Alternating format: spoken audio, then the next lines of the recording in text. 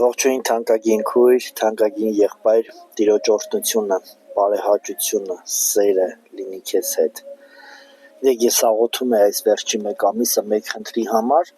որպեսզի այդ խնդիրը լուծում գտներ։ Եվ իրականում պայքարում ենք այդ խնդրի դեմ,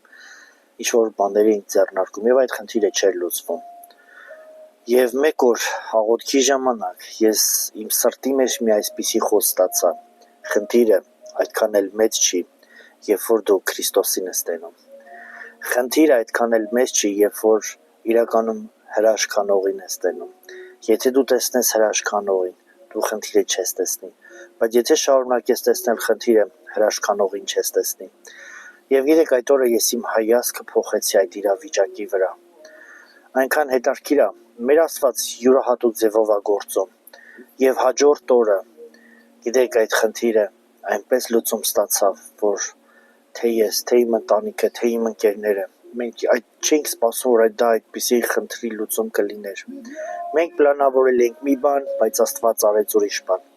Սիրելիս, հիմա ես իրականում ուզում եմ քեզ ասել, չնայես խնդիրներիդ, նայ խնդիրը լուծում տվողին, չնայես խնդիրներիդ մեծությանը, նայ մեծ հրաշագործին։ Սիրելիներս, եթե Աստված կարմիր ծով բացեց, Երիքովի պատերը քանդեց, եթե Աստված Գողիաթին օգնեց տապալի Դավիթը, եթե Աստված Հորդանանը բացեց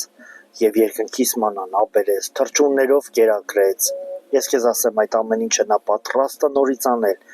քեզ համար։ Թանկագինս, Աստծո մոտ չեն վերջացել թռչունները, Աստծո մոտ չի վերջացել քամին, որ կարմիր ծով է բացում, Աստծո մոտ չի վերջացել աղաղակի ձայնը, որ պատեր է քանդում։ Սիրելիս,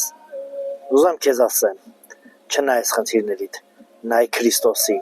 եթե տեսնես Քրիստոսին, հրաշքն էլ կտեսնես։